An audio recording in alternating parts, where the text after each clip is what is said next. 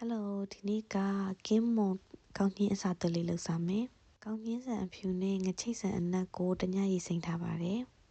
။ပြီးတော့ရင်တော့မုံလောင်းနီနှုတ်ဆင်းထားတာရဲ့စတခဲမှုချောက်ကိုရေစိမ့်ထားပြီးနှုတ်ဆင်းထားတာရဲ့ပြီးအသားရေကိုကြိတ်သားပေါ့နော်အဲ့ထဲကိုစားငရုတ်ကောင်းမှုပြီးတော့ပဲငန့်ပြားကြီးအနောက်ပြီးတော့လို့ရှိရင်ခယူးစီအဲ့ဒါဒီထည့်မယ်ပြီးသွားလို့ရှိရင်နောက်တစ်ခါကျတော့ဇာကဂျင်းမှုန့်နည်းနည်းထည့်တယ်ဒါမှမဟုတ်ဂျင်းကိုအရေးညှစ်ပြီးထည့်ရရတယ်ပေါ့နော်အဲ့ဒါတွေကိုနေထားမယ်ရေစိမ်းထားတဲ့ကောင်းချင်းဖြူတွေကိုစားထည့်ထားတယ်ငချိတ်ဆန်တွေကိုကောင်းချင်းဖြူ၃ချိုးတစ်ချိုးရောပြီးတော့စားထည့်ထားတယ်ကဲအရင်ဆုံးကောင်းချင်းဖြူတွေကိုခုနအသားတွေထည့်ပြီးရောနေမယ်အဲ့ဒါကိုအရင်ဆုံးစားသွတ်မယ်ပေါ့နော်ကင်းမုံကိုတည်တည်ချာရေစေးတန်းစင်ပြီးသွားလို့ရှိရင်6နေအောင်တုတ်ထားပြီးတော့ခုနကကောင်းနှင်းတွေကိုစပြီးတော့အစားသွတ်မယ်ကင်းမုံကဇာကတန့်စင်ပြီးသားဟာကိုဝယ်ထားတဲ့အတွက်ကြောင့်မို့လို့အထဲကနေအယိုးကြီးလေးထုတ်တာတို့အပေါ်ကခင်းရောင်အကြီးချွဲတွေကိုဖယ်တာတို့ကတော့ရေစေးတာမပြတော့ဘူးပေါ့နော်တခါလေးတန့်စင်ပြီးသားဝယ်လာခဲ့တာမို့လို့ကဲအဲ့ထဲကိုကောင်းကြီးကိုအစားသွတ်မယ်ကောင်းချင်းစာသွတ်တဲ့အခါသတိထားမှာကအရန်အပြည့်အရှမ်းကြီးမထည့်ပဲနဲ့80% 80%လောက်ပဲထည့်မယ်ပေါ့နော်ပြီးရင်အောက်ကိုတည်တည်ချာချာလှိမ့်ပြီးတော့အကုန်လုံးပြည့်သွားအောင်လို့တေချာလုပ်မယ်ပြီးသွားလို့ရှိရင်သွားချထိုးတဲ့အနေနဲ့အပေါ်မှာပိတ်လိုက်မယ်ကဲသွားချထိုးတဲ့အနေနဲ့အပြင်မှာပိတ်လိုက်ပြီးသွားလို့ရှိရင်အောက်ထဲကိုတည်တည်ချာချာပြန့်သွားအောင်လုပ်မယ်ပေါ့နော်အရန်ဖောင်းကားနေအောင်မလုပ်နဲ့နော်အဲ့ဆိုရင်ကွဲဝါတတ်တယ်ပေါင်းတဲ့အခါကျရင်ကဲဒီတစ်ခေါက်ကငချိတ်ကောင်းချင်းဆန်ကိုကောင်းချင်းအဖြူ3ချိုးတစ်ချိုးရောထားတာရေကိုခုနအသားနဲ့နေထားတဲ့အရောကောင်းချင်းကိုဒီတစ်ခါတိတ်ပါမယ်ကဲအဲ့ဒါကိုလေအဲ့လိုမျိုးဖြည့်ပြီးသွားလို့ရှိရင်ခုနလိုပဲသွားကြထိုးတယ်လေးနဲ့ပိတ်ပါမယ်အဆုံးထိဝင်အောင်လို့ဒီချာလေးထည့်ပေးပါကဲအဲ့လိုပုံစံမျိုးလေးနဲ့ထည့်ပြီးတော့ပိတ်ပါမယ်ကင်းမုံရဲ့ခြေထောက်ကလေးတွေကိုနှုတ်ဆင်းပြီးတော့အထဲမှာတခါတည်းအစားသွတ်လည်းရတယ်အပြင်မှာထားပြီးတက်လုပ်လည်းရတယ်ပေါ့နော်ဇာကအခုသွားကြထိုးတယ်လေးနဲ့တွဲထားတယ်ဆိုရင်သူကပြုတ်လိုက်တဲ့အခါကျရင်တက်စီကွဲထွက်သွားတာပဲပေါ့နော်အဲ့တော့အဆင်ပြေသလိုထည့်ပြီးပြုတ်ပါလောလောဆယ်တော့ဒီလိုမျိုးလေးခြိထားတယ်ကဲကျန်တာတွေအရင်ဆုံးဆက်လုပ်လိုက်အောင်မယ်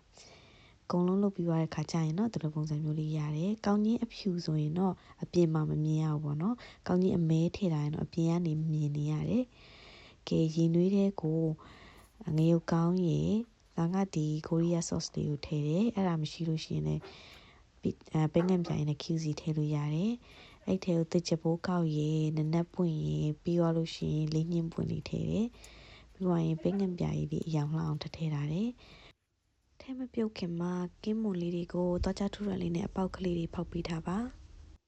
ပေါက်ကလေးတွေဖောက်ထားတာကလေဝင်လေထွက်ကောင်းအောင်လို့ပြီးတော့ကွဲမထွက်သွားအောင်လို့ပြီးတော့ sauce ရေတွေစိမ့်ဝင်သွားအောင်လို့လုပ်ထားတာပါကဲပေါက်ကလေးတွေဖောက်ပြီးသွားပြီဆိုရင်တော့ခုနကတဲ့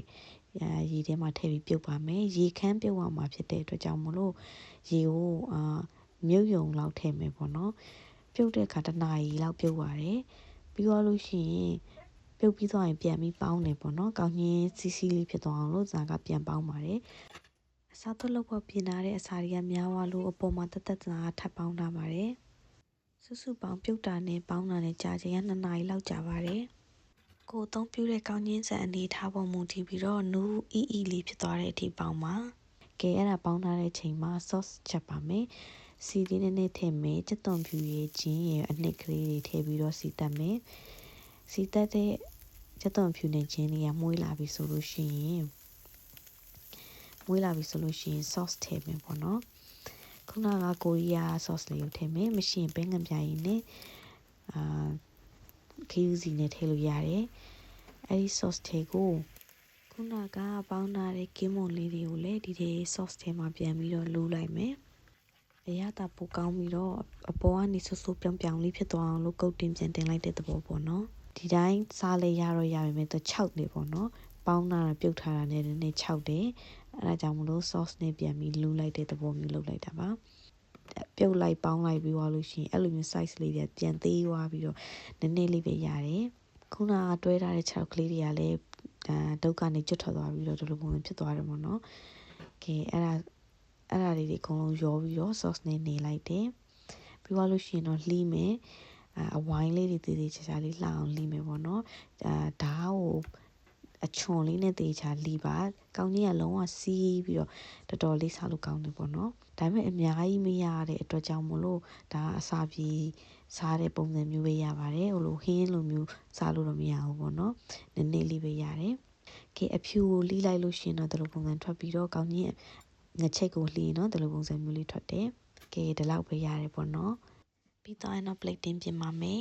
ဂျပန်မှာလည်း Ika Meshi လို့ခေါ်တဲ့ကင်းမွန်ကောင်းကြီးအစာတက်တဲ့နီးလေးရှိတယ်ဒါပေမဲ့ဒါကတော့ဂျပန်နီးနဲ့မတူအောင်လို့အချိုပေါင်းထားတဲ့နီးလေးလုပ်ထားတာပါစားလို့လည်းအရင်ကောင်းပါတယ်ရှင်ဆုံးတိကြည့်ရှုပေးတာကျေးဇူးတင်ပါတယ်တတာ